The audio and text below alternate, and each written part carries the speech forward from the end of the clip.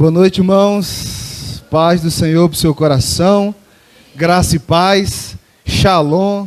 Salam aleikum. Deus te abençoe. Não sei como é que fala na sua igreja, mas o importante é que você tenha paz, né? Você sabia que quando Jesus fala ali no final dos evangelhos, eu tenho a paz, obrigado, eu tenho a paz e essa paz eu vos dou.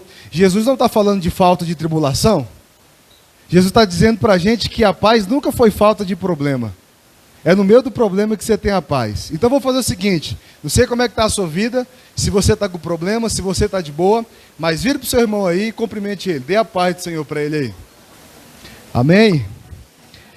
Bom, irmãos, como foi falado, meu nome é Wanderson, eu sou missionário da Jocum, Jovens Comissão, a gente trabalha ali em Ponta Grossa.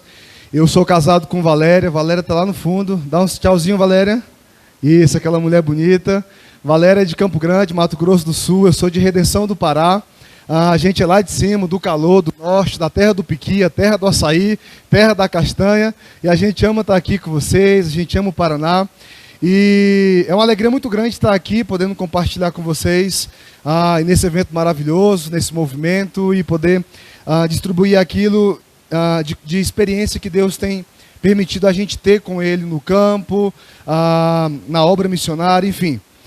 Então, antes da gente entrar no texto e a gente falar sobre o que nós vamos falar, eu só queria que projetasse, por favor, a foto da tabelinha. Nós trabalhamos ali em Ponta Grossa, como eu falei para você, por 4 anos trabalhamos ali. Nós lideramos escola de treinamento e discipulado, que chama ETED, nós lideramos seminário intensivo de estudos bíblicos, e nós lideramos também uma escola chamada EFEB, Escola de Fundamentos em Estudos Bíblicos, ou seja, por um bom tempo a gente passou ali em Ponta Grossa treinando jovens, treinando pessoas. Eu não me lembro exatamente a quantidade exata de pessoas que a gente treinou durante esses 4 anos, mas foi um tanto bom assim. E esse é o nosso chamado treinamento e discipulado. E esse é o nosso último ano aqui na cidade de Ponta Grossa, né? Passamos 4 anos ali e Deus falou pra gente que o nosso tempo acabou, o nosso ciclo fechou. E agora nós fomos convidados por Deus para poder dar um novo passo. Então, desfazer de toda a nossa casa, de todos os nossos móveis e dar um novo passo, uma nova vida, enfim. Então, Deus falou para a gente que o ano de 2020 será um ano de treinamento para a gente. Para quem não sabe, nós temos um chamado missionário para o Sudão do Sul. Alguém já ouviu falar do Sudão? Amém? Se você for naquele mural ali tem uma tabela dos países perseguidos. O Sudão... eu não lembro quantos países tem ali, mas o Sudão está no 8º ali. Então é um país bacana para trabalhar, né? Sim, falou de Jesus, você morreu, né? Entregou um panfletinho, é uma bomba, né? Falou Pai do Senhor, é uma facada. É um negócio assim, né? É difícil, é perigoso. Mas a gente não está nem aí. A gente confia no Senhor, a gente confia naquilo que Deus tem falado para a gente. Então Deus falou para nós que ano que vem vai ser um ano de treinamento. E para isso a gente precisa obter algumas ferramentas para a gente chegar no campo missionário, para a gente não chegar, ficar 2 meses e voltar triste, né? Com um choque cultural. E para isso, pessoal, nós temos esse desafio. Falei com o pastor Isaías nos abençoou para poder compartilhar com vocês, né? Essa é uma tabelinha que a gente está fazendo para a gente conseguir pagar a nossa escola o ano que vem, que vai acontecer em Piraquara, região metropolitana de Curitiba. Como é que funciona esse desafio? Esse desafio é o desafio da tabelinha. Você escolhe um número dessa tabelinha e o número que você escolheu é referente ao valor da oferta que você vai nos abençoar. Essa oferta não é durante um ano, não é durante 3 meses, é apenas uma única vez. Então, por exemplo, se você escolheu ali o número 34, você vai dar uma oferta para a gente no valor de R$34. Então, não é uma oferta para mim comprar um lanche. Não é uma oferta para mim comprar uma Coca-Cola. É uma oferta para a gente obter ferramentas e alcançar as nações. Então não é uma oferta qualquer, é um propósito. Então a gente está fazendo isso aqui, e aí a gente lembrou que nós tínhamos também na nossa casa alguns livros da Jocum, chamado A Natureza Humana. Muito bom esse livro. E o que é que Deus ministrou no nosso coração para a gente fazer? A gente poderia anunciar a tabelinha e vender o livro, correto? Mas o que a gente vai fazer? Você vai abençoar o nosso ministério e também vai ser abençoado. Então, indiferente do valor da tabela que você escolher, você leva para casa um livro da Jocum, né? A Natureza Humana e as Complicações da Sexualidade, para você ler, para você ter mais conhecimento a respeito dessa área aí, tá bom? Então, se você quer nos abençoar, se você quer fazer parte desse chamado aí, você pode conversar com a gente ali no final, com a minha esposa, a gente vai estar ali com os livros e você pode nos abençoar. Amém, irmãos? Ainda vocês estão felizes? Glória a Deus. Abra a Bíblia de vocês no livro de Lucas, capítulo 24. Bem, como foi falado então, a gente está aqui desde as 8. A gente teve um tempo bem gostoso de louvor hoje pela manhã. A gente conversou com os jovens aqui de manhã também. Falamos sobre o livro de Filemão, falamos sobre obediência e perdão, né, que uma coisa está muito bem ligado com uma outra coisa. Como que eu sou um cristão que eu não consigo obedecer ao Senhor? E se eu sou essa pessoa que bate no peito e me considero como um cristão, eu não consigo obedecer ao Senhor, me submeter à autoridade que o Senhor tem, eu nunca vou conseguir me submeter à autoridade de um homem. Porque como que eu vou encaixar e equilibrar essas duas coisas aí? Um Deus que eu nunca vi e um homem que eu vejo o tempo todo, né? E algo que Deus trouxe para a gente hoje pela manhã e que, no meu ponto de vista, foi bastante poderoso, é que a gente estava numa quantidade bem menor do que nós estamos aqui, né? E Deus trouxe para a gente a respeito do nosso chamado, da nossa perspectiva de vida, do nosso propósito. E eu quero introduzir isso para a gente entrar no texto de Lucas, e isso é uma verdade, é uma realidade que nós temos vivido como igreja brasileira. Eu vou falar muito sobre igreja. Quando eu falo de igreja, não estou falando da igreja missionária cristã ou nem da sua. Eu estou falando de igreja brasileira, tá bom? Só para ficar claro e você não achar que você está sendo julgado só com a sua denominação. Não é isso. Mas a questão é o quê? Por muito tempo, algumas denominações têm nos ensinado a olhar para Deus de uma forma diferente. Algumas denominações têm nos ensinado a olhar para o Evangelho ou até mesmo para o relacionamento com Cristo de uma forma diferente. Então, por exemplo, por muito tempo, você não poderia chegar na igreja e assistir um culto de boné, como os meus amigos estão aqui. Por muito tempo, você não poderia chegar na igreja e vir com talvez um decote muito grande, ou de short. Enfim, toda essa história que a gente tem de igrejas antigas e tudo mais. E aí com isso, irmão, a gente foi percebendo que a igreja brasileira começou a olhar mais para aquilo que nós chamamos de regras do que para aquilo que nós chamamos de Pai, Deus. Porque, por exemplo, quando você se relaciona com seu pai, você tem uma regra. Vou te dar um exemplo que fique bem claro e não me entenda mal. Tem alguns irmãos que chegam para o Pai, para Deus, para orar e fazem a seguinte oração. Eu vou tentar imitar. Baixa a cabeça. Senhor Deus Todo-Poderoso. E começa a engrandecer o Senhor lá em cima. Altíssimo. Muda até o tom de voz. Lindão. Fortão. Homem das barbas brancas. Né? Gente, aí o que eu quero dizer com isso? Tá. Não me entenda mal, pelo amor de Deus. Eu não estou criticando você que ora dessa forma. Mas o que eu estou dizendo é o quê? A forma que nós temos nos relacionado com Deus, que é o nosso Pai.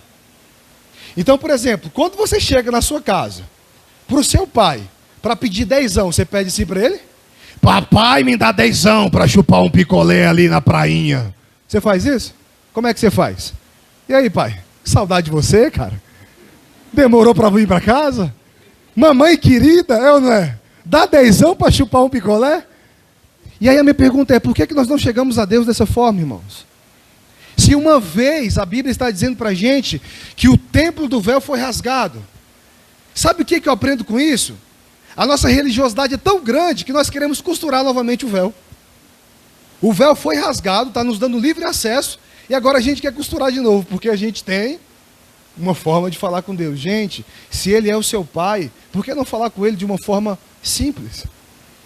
E o que nós falamos hoje pela manhã também foi isso. Deus, Ele se revela na simplicidade.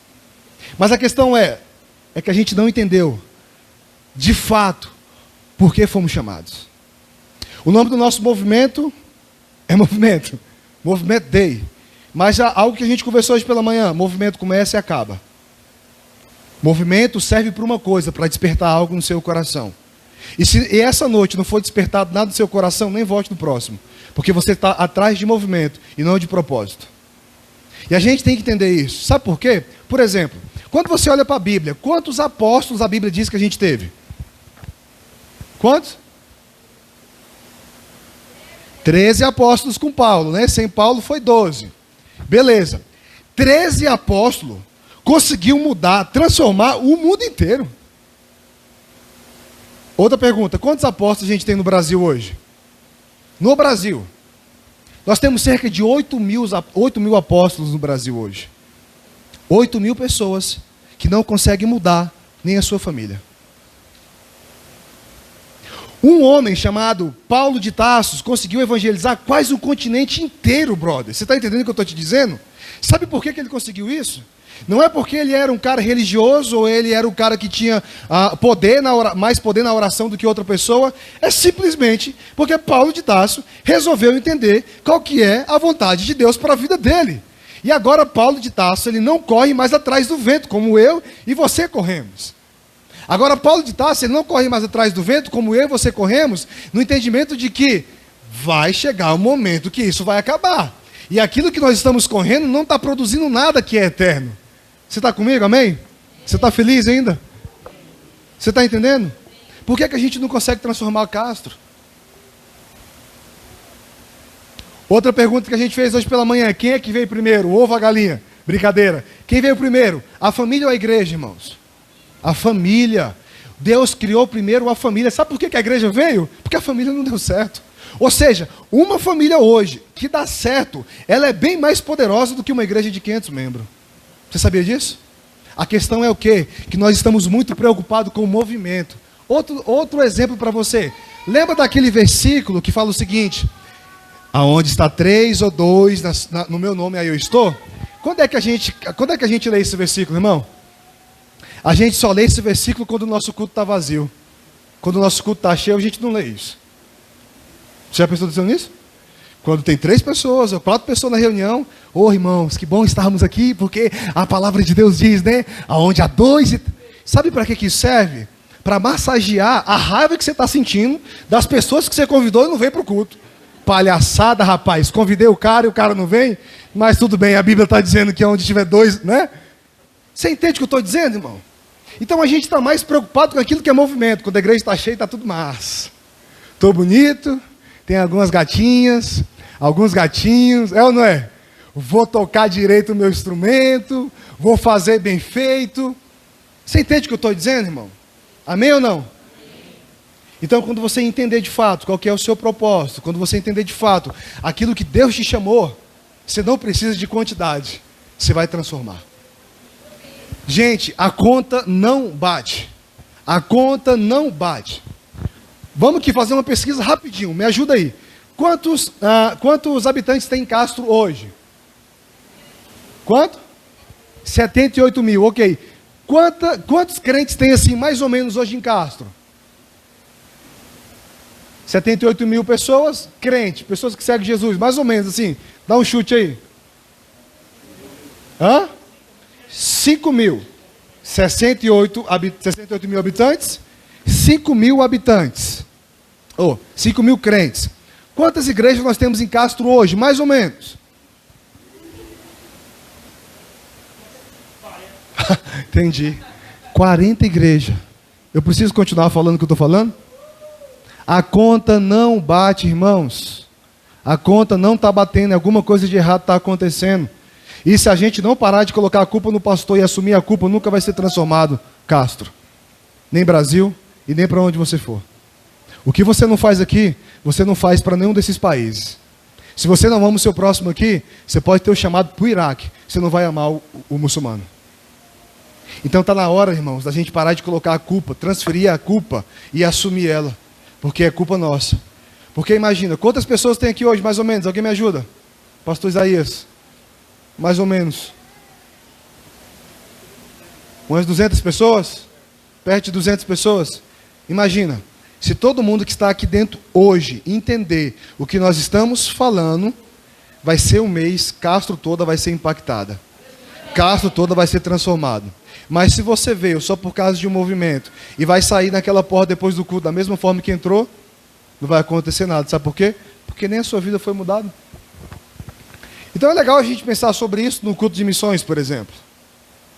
A gente vai falar sobre isso. Amém? Estão felizes ainda, gente? Glória a Deus. Está aberto em Lucas aí? Lucas 24. Vamos ler o texto aí? Lucas 24, versículo 36 em diante. Todo mundo encontrou? Amém? Falavam ainda estas coisas quando Jesus apareceu no meio deles e lhe disse: Pai seja convosco. Eles, porém, surpresos e atemorizados, acreditavam estarem vendo um espírito. Mas ele lhe disse: Por que estáis perturbados? E por que sobem dúvidas ao vosso coração? 39. Vede as minhas mãos e os meus pés, que sou eu mesmo. Apalpai-me e verificai, porque um espírito não tem carne nem ossos, como vedes que eu tenho. Dizendo isto, mostrou-lhe as mãos e os pés. E por não acreditarem eles ainda por causa da alegria, e estando admirados, Jesus lhe disse: Tendes aqui alguma coisa para comer? Então lhe apresentaram um pedaço de peixe assado e um favo de mel. E ele comeu na presença deles. A seguir, Jesus lhe disse: São estas palavras que eu vos falei, estando ainda convosco. Importava se cumprisse tudo que de mim está escrito na lei de Moisés, nos profetas e nos salmos. 45. Então lhe abriu o entendimento para compreender as escrituras. E lhe disse: Assim está escrito que Cristo havia de padecer e ressuscitar dentre os mortos. Qual dia? No terceiro dia. E que em seu nome se pregasse arrependimento para remissão de pecados. E todas as nações, começando aonde? Em Castro, vós sois testemunha destas coisas. Eis que envio sobre vós as promessas de meu Pai. Permanecei, pois, na cidade, até que do alto seja revestido do poder. 50. Então levou para Betânia, erguendo as mãos, os abençoou. Acontecendo que, enquanto os abençoavam, ia se retirando deles, sendo elevado para o céu.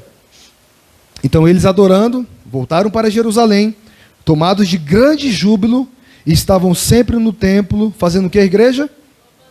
Louvando ao Senhor. Pois bem, sabemos que temos 4 evangelhos na nossa Bíblia, correto? Quais são eles? Mateus, Marcos, Lucas e João. Cada um dos evangelhos, ou seja, cada um dos autores, quis apresentar de Jesus de uma forma diferente, ok? Então, por exemplo, quando você olha para Marcos, você vê que Marcos apresenta Jesus como um servo, ok? O versículo-chave que resume o livro é o quê? Eu não vim para ser servido, eu vim para servir.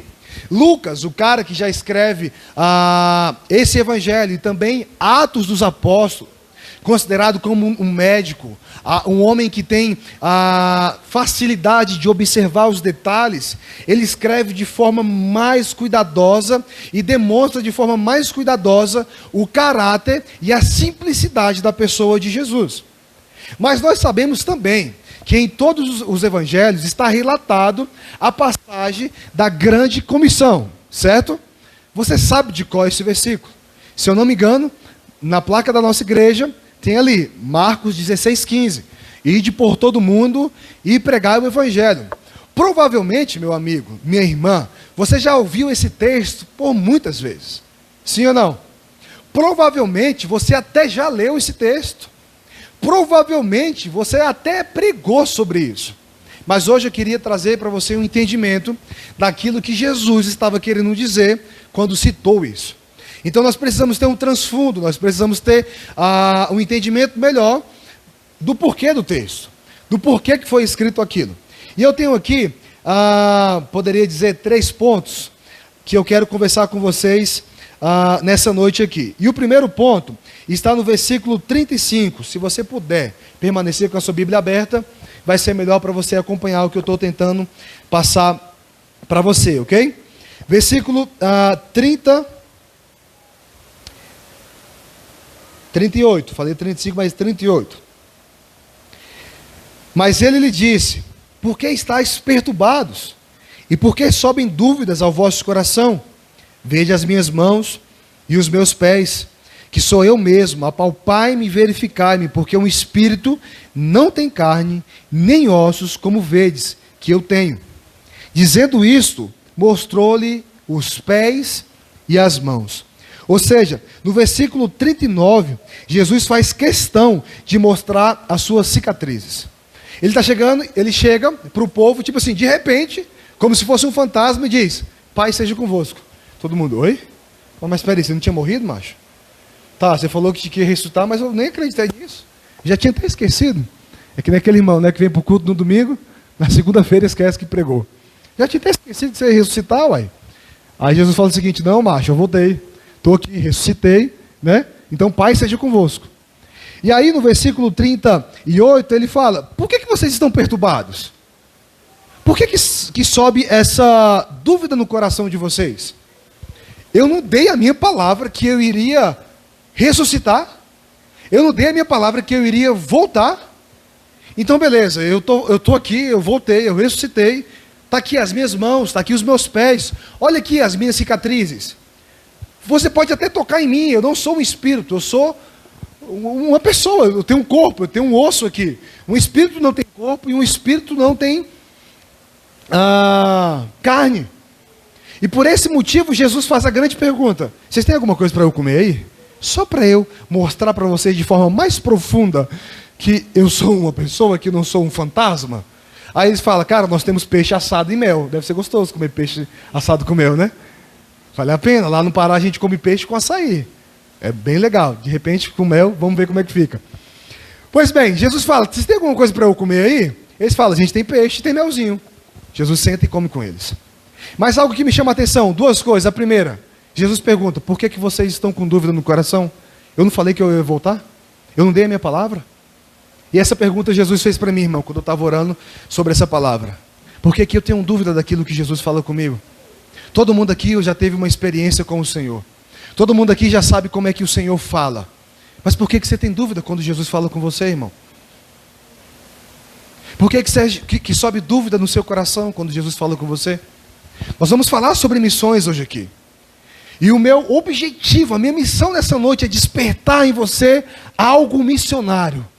Nós vamos desconstruir aquela frase: faça missão indo, ou contribuindo, ou orando. Vamos desconstruir essa frase, que é uma mentira. Mas por que quando Jesus fala com você, surge dúvida no seu coração, meu amigo? Por que quando Jesus pede para você, sei lá, fazer um jejum, ter um tempo de relacionamento com Ele mais profundo, surge dúvida no seu coração? Por que quando Jesus pede para você dar alguma coisa, seja uma oferta, um bem material, sei lá, por que quando Jesus pede isso, dúvidas nascem no seu coração? Por que, meu querido? Faça essa pergunta para você nessa noite. Por que nós duvidamos tanto da palavra de Deus, irmãos? Cara, isso foi algo que mexeu muito comigo. Eu fui muito confrontado com isso. Quer um exemplo? Nós confiamos mais na bula do remédio que compramos do que na palavra de Deus, cara. Nós não duvidamos do que está escrito na caixinha do remédio. Nós não duvidamos do que o médico fala para a gente, mas nós duvidamos daquilo que Deus fala. Ou seja, Deus só é Deus quando eu quero que Ele seja. Eu só consigo obedecer a Deus quando eu quero obedecer a Deus? É assim que funciona o seu relacionamento com seu pai aqui na terra? É você que manda no seu pai? Ou é o seu pai que tem autoridade sobre você? Você entende o que eu estou dizendo? Por que dúvidas nascem no nosso coração, irmão? Por que quando Deus pede para a gente ir, a gente não vai? Por que quando Deus pede para a gente falar, pelo menos que seja um Jesus te ama, para um morador de rua, para uma garota de programa, para um traficante, por que nós não fazemos? E aí Jesus chega: Pai seja convosco, mas ele já chega tipo assim, é um contraste, né? Pai seja convosco, mas depois, pá, lapada. Por que o coração de vocês tem dúvida? Eu não falei que eu ia voltar, macho? Não dei minha palavra? Lá no norte fala assim, né? Palavra de homem, palavra de macho. Eu mostrei para vocês que eu sou macho. Falei e cumpri. Por que surge dúvida no coração de vocês? Por que quando Deus pede para me fazer uma coisa eu não faço? Por que eu consigo acreditar mais numa bula de medicamento do que na própria palavra dele? Por que eu tenho tanta dificuldade de renunciar? Gente, olha só, uma outra pergunta aqui, bem boba. Só para a gente entender de uma forma profunda o que eu estou te dizendo para você aqui nessa noite. Quantos aqui acredita que Deus é poderoso? Levanta a mão. Sim, Deus é poderosíssimo. Todo mundo, glória a Deus. Ninguém fica com a mão baixada. Glória a Deus, isso é um bom sinal, né? Todo mundo acredita que Deus é poderoso. Quantos aqui nessa noite obedecem a Deus? Quantos? Tipo assim, Deus é todo poderoso? Deus falou comigo, eu obedeço. Quantos? Pode levantar a mão, não precisa ficar com vergonha não. Você obedece a Deus? Sim ou não? Sim? Beleza. Se Deus falasse para você hoje andar na rua de Castro sem roupa, você ia andar? Ai, Deus, não sei. Eu acho que foi a minha voz mesmo. Eu acho que é algo de mim. Não foi Deus que falou. Você está entendendo o que eu estou te dizendo? Estou te dando um exemplo bobo. Eu sei que Deus não vai fazer isso. Aliás, eu acho. Não sei de tudo de Deus, né? Deus, faz isso comigo não, Senhor. Mas você está entendendo o que eu estou te dizendo? Você concordou que Ele é poderoso. Você concordou que, que você obedece a Ele. Mas se Ele pede para você andar nu na rua do jeito que você saiu do ventre da sua mãe, você não anda. Eu conheço gente, por exemplo, que Deus já pediu para ele andar sem roupa. Eu conheço gente, por exemplo, hoje, que está andando no meio da galera e evangelizando sem roupa. Claro que não é na cidade, é na Amazônia, no meio dos índios. Né? Se você vai numa tribo dessa com a roupa que você está, irmão, você está escandalizando todo mundo. É verdade. Mas Deus mandou, o cara foi, brother. Você está entendendo? Você está entendendo o que eu estou te dizendo? Então Jesus está dizendo o seguinte: por que vocês estão duvidando de tudo que eu estou falando? Aí o que Jesus está perguntando para você nessa noite é isso. Por que você duvida tanto, irmão? Talvez você até sabe qual que é o seu chamado missionário. Talvez você até sabe para que Deus te chamou. Talvez você não está perdido, você tem um propósito, você tem uma perspectiva. Mas pontos de interrogação é o que não falta no seu coração. Muita dúvida. Não acredita na palavra de Deus. Cara, eu poderia, só nesse ponto aqui, passar o tempo todo que eu tenho te contando de experiências que a gente tem ouvindo aquilo que Deus fala. Bom, para quem lembra, ano passado a gente veio aqui com a equipe da Jocum. Alguém estava aqui ano passado? A gente ia para a África. Eu lembro de vocês. Vocês estavam no mesmo lugar, inclusive. A gente ia para a África vendendo aquela camiseta da Uganda lá, que o Lucas tal. Isso. Lucão. A gente precisava de 10 mil reais para ir para a Uganda. E quando a gente veio aqui, faltava 25 dias, se eu não me engano, ou 15 dias, alguma coisa assim. Faltava poucos dias. A gente foi para a Uganda. A gente voltou. Não morremos. Não passamos fome. Conseguimos alcançar 2.000 pessoas em 2 meses. Conseguimos alcançar quase 200 pessoas, entregou a vida para Jesus. E 5 reconciliação. Mas se eu tivesse confiado na minha palavra e na força do meu braço, eu estava até hoje aqui pedindo ajuda para os irmãos. Confiei na palavra que Deus me deu. Amém?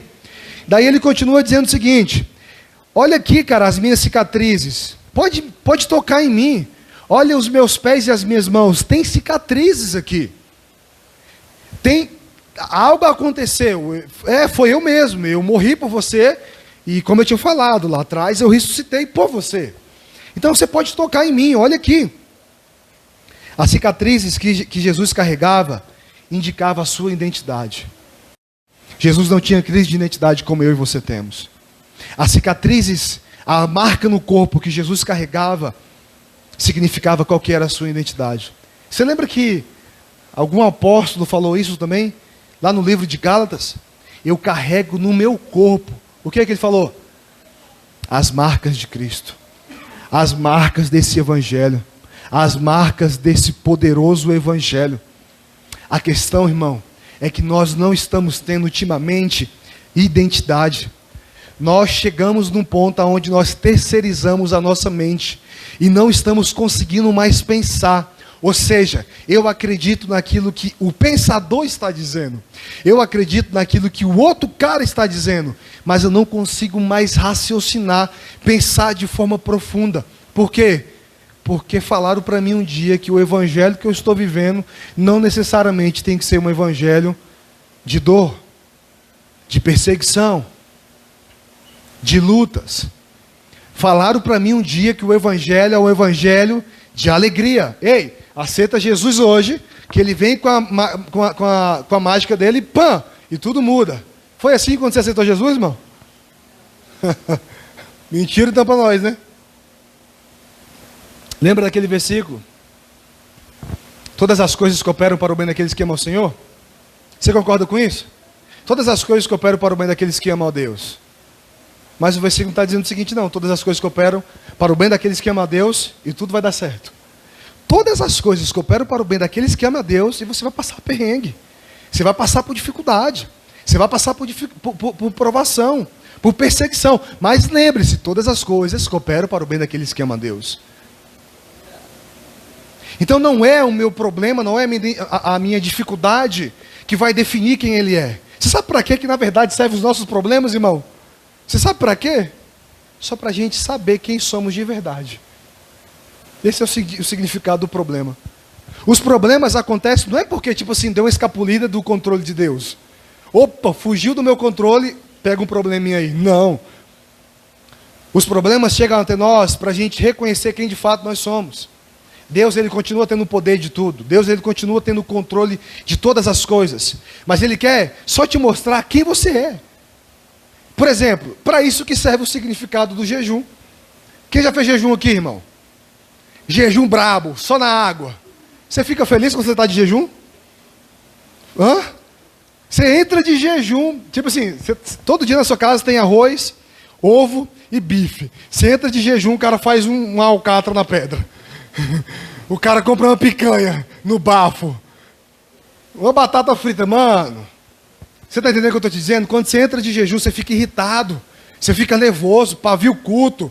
Qualquer coisa, você manda o cara ir para casa de adoração. Vai orar, irmão, né? Vai jejuar também para ver se tu fica que nem eu. Sabe por que você fica assim? Porque esse é quem você é. Sem comida, sem bebida, você é um cara chato. Você é uma pessoa insuportável, sem paciência, irmão. E é para isso que serve o jejum. Para você mesmo se conhecer e chegar diante de Deus pedindo mais misericórdia. Senhor, me ajuda, porque eu sou brabo, viu? Eu sou um cara chato. Quem é casado aqui? Imagine você casado com você mesmo. Não ia dar bom não, irmão. A gente é chato, se a gente for sincero com a gente. Imagine eu casado comigo. Ia dar pau todo dia, rapaz. Eu só ia ficar nos conselhos dos pastores. Você está entendendo? Brincadeiras à parte. Você está comigo, irmão? Você está entendendo o que eu estou te dizendo? Então os problemas, eles servem para poder mostrar para a gente quem nós somos. Não significa que saiu do controle de Deus. Você lembra da vida de Jó? Havia um homem na terra de Uz, cujo seu nome era Jó. Homem obediente, temente. Certo dia, Satanás veio à presença do Senhor e falou, esse cara só é obediente porque ele tem isso, tem aquilo, tem aquilo. O que Deus fez mesmo? Tá bom, vou te mostrar aqui não. Vai lá, toca lá, tira tudo, só não toca na vida dele, pode mexer. Veja bem, gente, o livro de Jó começa dizendo que Jó é um homem temente e obediente. E o livro de Jó termina dizendo, antes eu te conhecia só de ouvir falar, mas agora os meus olhos te veem. Sabe por que Jó conseguiu ver o Senhor? Por causa dos problemas. Porque Deus permitiu os problemas. E nos problemas Jó reconheceu quem ele é. E agora ele entendeu, cara, eu não te conhecia. O livro começa jogando Jó lá em cima. Mas o livro termina dizendo, antes eu te conhecia só de ouvir falar, mas agora os meus olhos te veem. Qual foi a última vez que você teve uma experiência dessa com Jesus, irmão? As nossas faltas de experiência com o Senhor revelam o quanto estamos interessados com Ele ou não. Se eu tenho muita experiência, eu tenho compromisso com Ele. Se eu tenho pouca experiência, eu tenho interesse em movimento. E lembre-se, o movimento vai acabar. E se eu fosse você, aproveitava enquanto existe. Porque o movimento tem um propósito. Amém? Então aqui, Jesus fala sobre a sua identidade. Cara, eu tenho uma identidade, e esse aqui sou eu e tudo mais. Tá, para mim, dá continuidade. Versículo 41, tá com a sua Bíblia aberta aí? Diz o seguinte, e por não acreditarem eles ainda por causa da alegria, repita comigo, alegria. E estando admirados, Jesus lhe disse, tendes aqui alguma coisa para comer? Entenda uma coisa, não sei se você está pegando o caminho que nós estamos fazendo, mas Jesus começou falando o seguinte, eu tenho um compromisso, eu tenho identidade, e você precisa ter identidade. E quando você tem identidade, sabe quem você é, automaticamente você sabe quem é Deus para você. Correto? E agora no 41, Jesus está dizendo o seguinte: por causa da sua identidade, certeza de vida, algo é gerado. E o que é gerado? A alegria. E eu marquei 3 coisas aqui sobre a alegria, irmãos. Então a identidade formada, a alegria gerada, permitiu que Jesus comesse mais com eles. Ou seja, permanecesse mais com eles. Jesus se alimenta aqui, no versículo 43 está dizendo, e ele comeu na presença deles. Eu fico imaginando Jesus chegando, né? Sei lá, talvez renovado, com as suas cicatrizes, pergunta para o cara, para os discípulos, e aí, como é que tá? E a dureza? Tem alguma coisa para comer? Tenho. O que você tem para comer? Jesus, hoje eu não vou ter um filézinho não, mas tem um peixinho assado e um melzinho. Dá? Jesus falou, dá. Eu fico imaginando Jesus sentando e comendo, e todos os outros discípulos assim, admirando. Cara, ele cumpriu o que ele falou. Cara, ele voltou mesmo, ele ressuscitou. Ele ressuscitou dos mortos. Tipo assim, naquele momento você não tem nenhuma fome, né? Então, essa alegria permitiu com que os discípulos ficassem mais pertinho dele ali. Então, essa identidade gerada forma alegria. E quando eu tenho identidade, eu consigo participar. Eu consigo me relacionar com o Senhor. Por exemplo, você não sabe quem é você. Você vai saber qual que é a vontade do seu Pai? Agora, se você sabe qual que é o seu chamado, qual que é a sua identidade, de uma forma automática você vai saber qual que é a vontade do seu Pai, daquele que te chamou. Porque aquele que chamou é fiel para cumprir. Então, quando você recebe o seu chamado missionário, quem supre não é necessariamente a igreja local, é o Senhor. Quem te chamou não foi a igreja abençoou, quem te chamou foi o Senhor. Ele supre, Ele cumpre, Ele é fiel, Ele não abandona, não é homem para que minta, muito menos filho do homem para que se arrependa. Mas agora entenda uma coisa, irmãos, entenda uma coisa aqui. Esse povo estava alegre por causa da presença do Senhor. Isso aqui é uma linha fina e crítica. Cuidado com a sua alegria. Porque tem muita gente pecando e se alegrando com o pecado. Tem muita gente desobedecendo e se alegrando com a desobediência. Antigamente, há uns 5 anos atrás, quando alguém cometia um pecado, seja qual for o nível de pecado, essa pessoa ela conseguia pelo menos ter um remorso. Ficar triste, chorar. Nossa, eu sou fraco. Eu sou isso, eu sou aquilo. E algumas pessoas conseguiam de fato se arrepender. Hoje, irmãos, está naquele negócio, né? O test drive. Tudo pode. Você está entendendo o que eu estou te dizendo? Tudo pode, não tem nenhum problema. Vamos testar. Vamos pecar e se alegrar. Está mais ou menos assim. Mas algo está acontecendo de errado. Porque eu cometo pecado. Sei lá, seja um sexo antes do casamento, uma mentira, um roubo, sei lá, meu irmão. Sei lá, estou te dando um exemplo. Eu cometo o pecado, limpo a boca, como se nada tivesse acontecido e saio alegre. Gente, onde que a gente vai parar dessa forma? Então cuidado com a alegria. Cuidado, que tem muita gente pecando e estando feliz. Tem muita gente pecando e se alegrando com o pecado. Até porque, diz para mim qual que é o pecado que é ruim. Fala para mim. Qual é o pecado ruim, irmão? Todo pecado é bom. E gera um prazer para a sua carne. Mas aqui que está. Existe uma distração. O problema não é se alegrar. O problema é se alegrar com aquilo errado, com a coisa errada. Jesus prometeu para a gente uma vida alegre. As boas novas. Algo novo. Uma alegria de vida. Uma novidade de vida. Mas cuidado para você não estar se alegrando com aquilo que Deus não pediu para você se alegrar. Cuidado, irmão. Cuidado para você não pecar e sair feliz. Faceiro da vida. Amém ou não? Estão felizes ainda? Rapaz, esse povo é alegre demais, gente. Para a gente finalizar, irmãos, vamos falar agora sobre missões, sobre chamado. Não que identidade, não que alegria, relacionamento não faça parte de missões, tá? Mas entenda o que eu estou te dizendo. Versículo de número 47. E que em seu nome se pregasse arrependimento para remissão de pecados a todas as nações, começando de Jerusalém. Marcos 16, 15 fala: ide por todo mundo e pregai o evangelho. Mateus 28:19 fala, ide fazer discípulo de todas as nações. Cara, eu tenho aqui na Bíblia 365 palavras ide, para você usar uma vez no seu dia. Ou seja, o chamado é ir, não é ficar. O chamado é obedecer, não é desobedecer. Mas agora a questão é, missões só se resume em viagem? Agora a questão é, missões só se resume na África? Agora, missões só se resume quando eu coloco uma camiseta de um outro país ou tiro uma foto de uma bandeira e agora eu sou um missionário transcultural?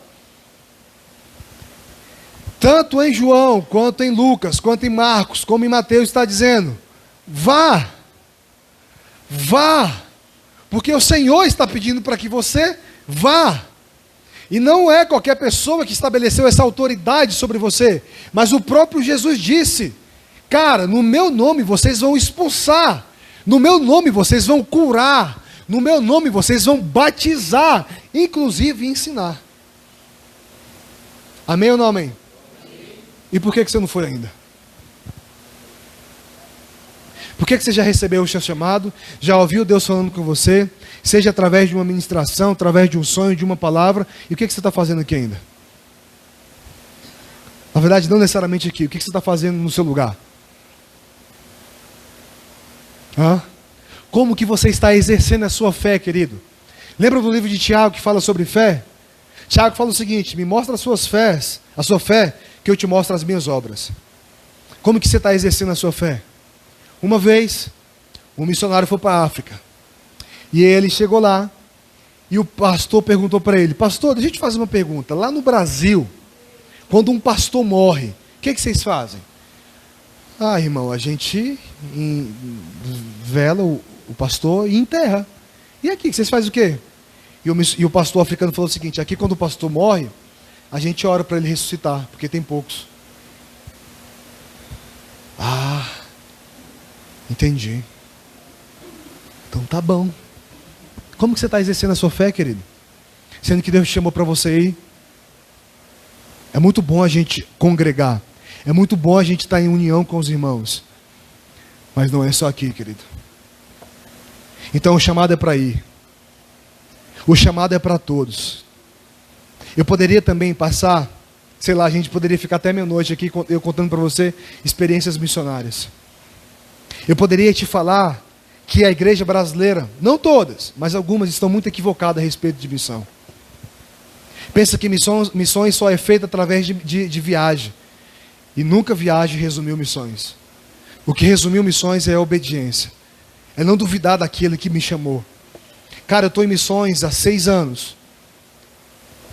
Eu não falo isso com nenhum orgulho, mas eu já pisei em 11 nações. E eu não sei como que eu fui. Eu não sei como que eu consegui chegar lá. Mas eu fui. Porque eu entendi que Deus estava me chamando. Agora um detalhe é o quê? Eu tenho um chamado. Eu e minha esposa, nós temos um chamado para um lugar. Para um povo. Para uma nação. Mas enquanto eu não consigo chegar nessa nação, nesse povo, eu vou ficar de braço cruzado, irmão? Eu vou fazer missão? Eu estou obedecendo. Então o que na verdade o apóstolo está dizendo aqui é o seguinte, e que em seu nome pregasse arrependimento para a remissão de pecados. A gente tem pregado mais sobre prosperidade, sobre transformação de vida, sobre uma mágica de Jesus na sua vida, do que arrependa-se dos seus pecados, Jesus está voltando. Por exemplo, qual foi a última vez que você foi num culto e o pastor pregou a respeito da volta de Jesus? Pensa aí. Então a gente está pregando mais outras coisas do que aquilo que a Bíblia está pedindo para a gente pregar. Se pregasse arrependimento para a remissão de pecados a todas as nações, começando aonde você está, em Jerusalém. Depois você vai para Samaria. Depois você vai para a Judéia. Depois você vai para o confim da terra. Mas depois você pode voltar também. Então enquanto você não chega naquele lugar que o Senhor te chamou, faça missões aqui, irmão. Então a ordem não é ficar. A ordem é ir. Ide por todo mundo e pregai o evangelho. A ordem não é, se você não pode ir, você ora. Se você não pode orar, você contribui. Se você não pode fazer nem nos dois, aí não dá para pregar para você. Aí não dá para pregar. Já ouviu isso? Já ouviu alguma frase na camiseta? Faça missões indo ou. Esse ou que quebra com a frase, irmão. Contribuindo ou orando. Irmão, se você não pode ir, você ora, tá? Se você não pode ir para Uganda, para o Sudão comigo, você ora, tá bom? Se eu falar isso para você, eu estou mentindo, porque a Bíblia não está falando sobre isso. Não existe esse ou no meio dessas palavras. Faça missão, indo, contribuindo e orando. Esse é o chamado. Não é, se você não consegue, é só ora. Se você não consegue, só contribui. Gente, tudo isso faz parte, tá bom? Tudo isso é muito bom. Tudo isso é um engajamento, ok? Mas não é só isso. Por exemplo, quem é que nunca deu uma oferta na vida de um missionário? Quem é que nunca deu uma oferta na vida de, sei lá, num projeto missionário? Mas Jesus não te chamou só para ofertar. Jesus te chamou para ir também. Jesus te chamou para falar também de Jesus para as pessoas. O chamado é para todos e é agora. Para todos e agora, irmão. O chamado não é quando você estiver mais maduro. Não é quando você começar a falar em línguas, sei lá. O chamado é para todos e agora. Então, faça missões, indo, contribuindo e orando. Eu estou no campo missionário. Eu estou fazendo missões, mas eu oro pelos meus irmãos. E, inclusive, a oferta que nós tiramos todo mês, ou seja, o nosso dízimo, todo mês ele é enviado para um missionário que está no campo. Então o meu chamado não é só ficar em Ponta Grossa dentro de uma base, pronto, sou missionário. Eu estou fazendo missões, indo, contribuindo e também orando. A questão é que a gente tem medo e surgem muitas dúvidas do nosso coração. E a gente não quer obedecer o chamado do Senhor. Irmãos, existem 7 áreas da sociedade que nós podemos nos engajar. Existem povos não alcançados dentro do nosso Brasil. Por isso que eu estou dizendo para você, missões nunca resumiu só viagem. Missões é obediência. Eu quero saber o seguinte, quem é que vai evangelizar os ricos dos mais ricos? Quem é que vai evangelizar os ribeirinhos? Quem é que vai evangelizar o índio? Quem vai, gente? Quem vai? Sendo que você não quer ir.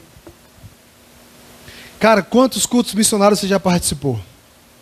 Quantas vezes você já ouviu falando que há necessidade de missionários e de pessoas engajadas nas nações e nas áreas da sociedade? Só que a gente nunca fez isso.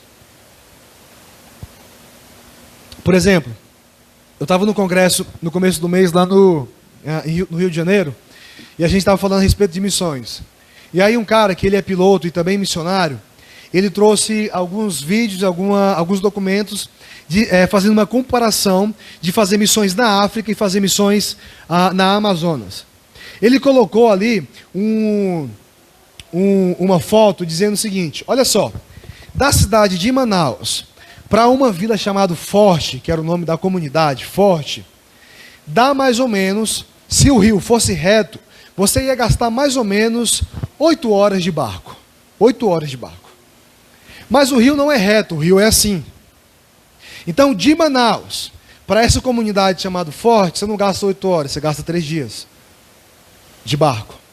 Para você fazer 3 dias de viagem de barco de Manaus para essa comunidade, você gasta cerca de R$ 1.800 só de combustível para ir.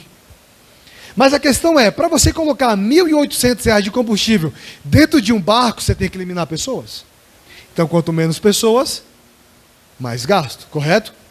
Então, eu tenho R$ 1.800 de gasto para ir, R$ 1.800 de gasto para voltar de barco durante 3 dias. Essa comunidade, ele mostrou a foto, cara, no telão.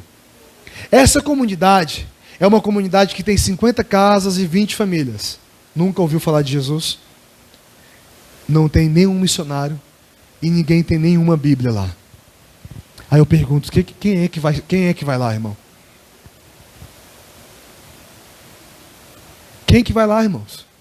Você sabia que está nascendo um movimento no Brasil onde índios estão se tornando missionários? Existe mais índios se tornando missionário hoje no norte do Brasil do que necessariamente missionários sendo enviados para fora do Brasil. Existem escolas transculturais dentro da Amazônia hoje.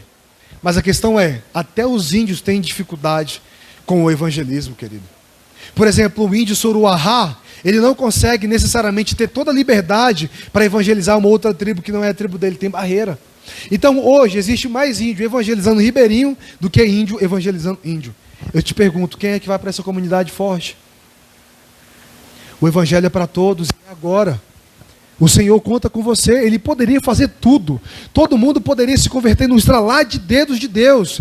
Mas Ele resolveu contar com você. E a minha pergunta é, o que você vai fazer com isso, brother? A minha pergunta é, o que você vai fazer com todo esse conhecimento? A gente mudou, cara. A gente conseguiu mudar as prioridades. A gente investe mais em cachorro do que em missões.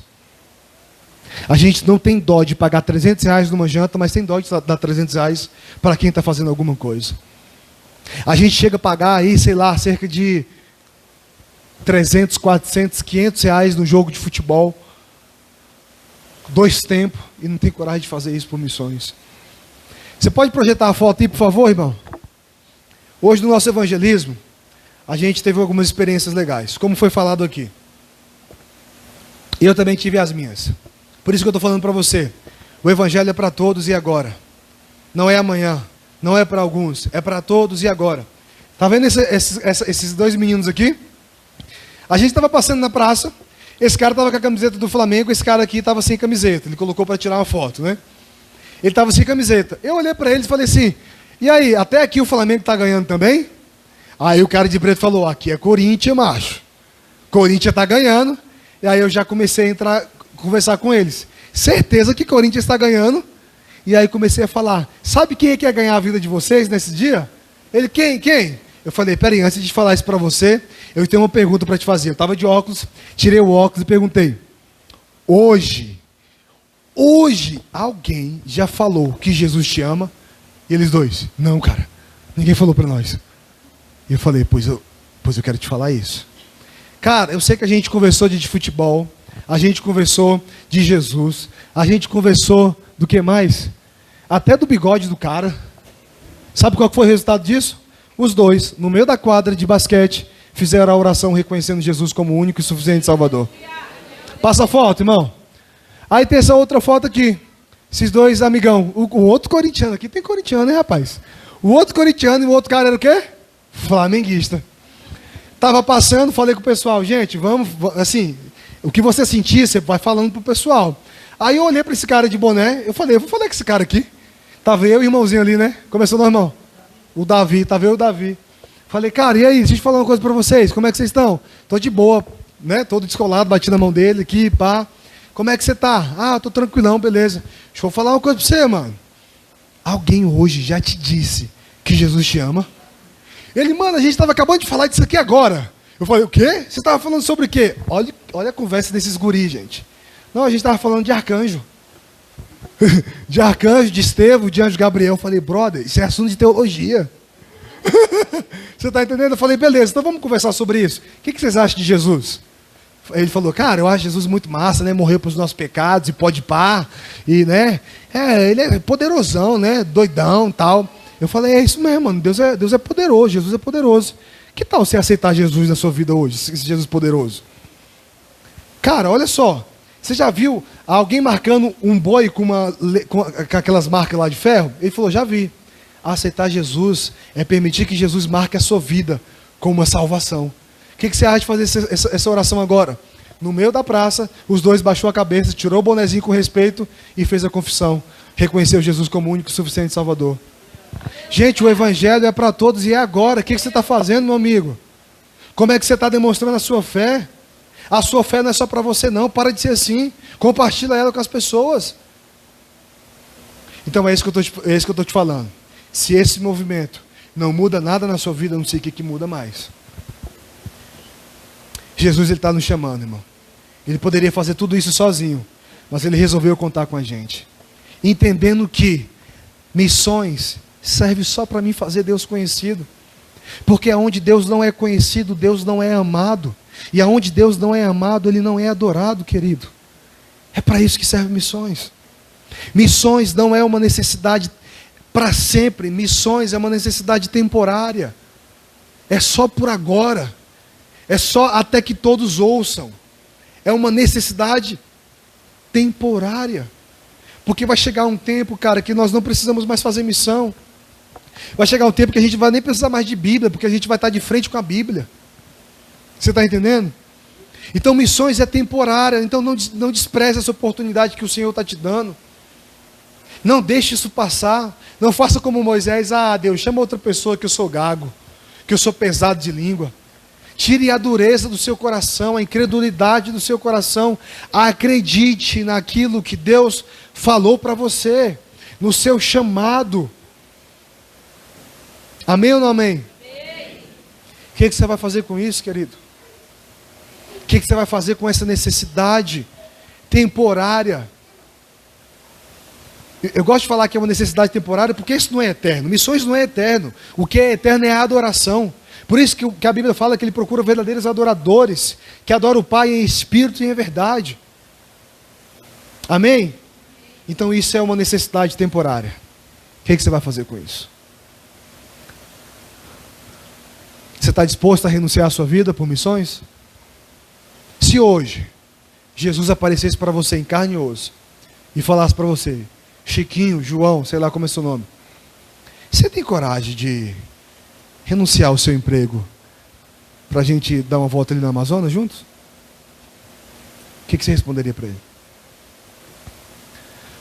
Você tem coragem de abandonar a sua casa confortável e o seu carro do ano para a gente dar uma volta ali no Oriente Médio? Vamos conversar sobre bomba? Os homens bomba? O que você diria para ele? Eu tenho plena convicção que nessa noite Jesus, Ele não te chama necessariamente para missões, porque já te chamou. Ele te chama para você sair da sua zona de conforto. Você sabe o que você tem que fazer, meu irmão. Você sabe que essa palavra é para você. Você tem chamado, cara. Alguém já te falou. E o convite não é sobre missões. O convite é, saia da zona de conforto. Renuncie ao seu conforto. Renuncie à sua segurança. Para você poder bater no peito e dizer, eu carrego no meu corpo as marcas de Cristo. Você nunca passou pelo naufrágio. Você nunca foi chicoteado. Você nunca foi nem preso. E teve gente que foi, por causa de Jesus. Até que ponto você está disposto a renunciar, irmão? Até que ponto você está disposto?